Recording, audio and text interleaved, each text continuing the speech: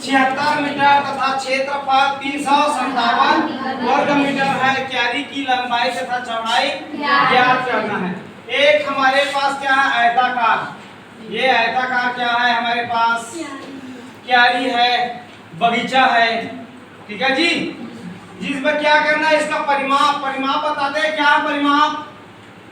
परिमाप का मतलब चारों भुजा की कुल लंबाई, ये है परिमाप। और उसका क्षेत्रफल ये पूरा, ठीक है जी। ये क्या है हमारा क्षेत्रफल, इसके द्वारा जितना स्थान घिरा गया है, ठीक है।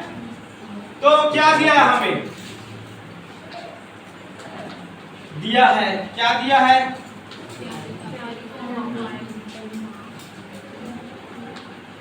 आयताकार क्यारी। यहाँ पे करेंगे, माना कि आयताकार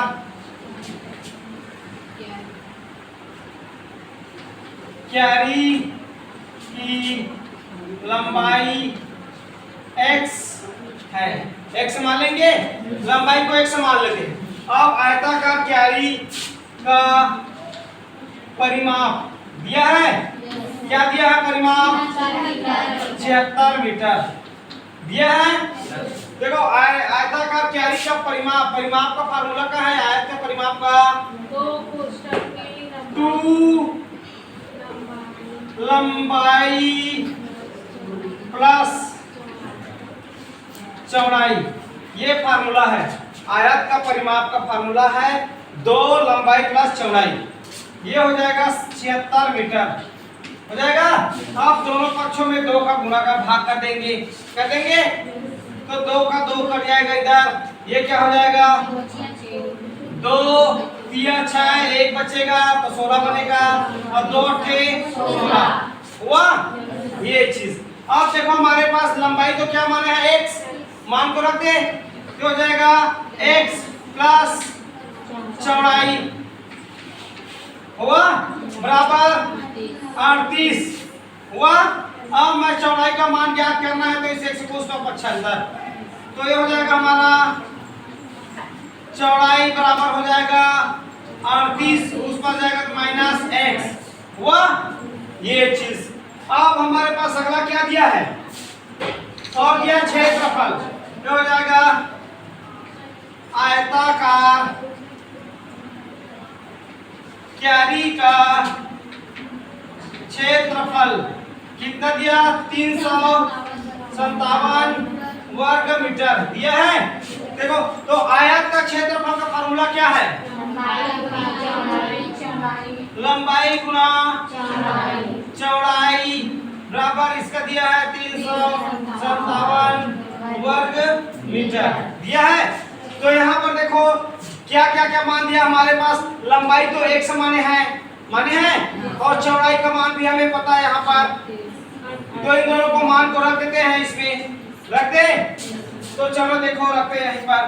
तो क्या है हमारा मान x, उसके बाद इंटू ये क्या मान निकला है 38 माइनस x बराबर क्या 357। इसको सावा करो, गुणा है तो देखो कैसे गुणा होगा, दूसरा सवा तीसरा चौथा ऐसे ही बनेगा। इसको इसके अंदर गुणा कर दो तो ये हो जाएगा 38x माइनस x के साथ तो x का स्क्वायर हुआ बराबर 357 हुआ जी।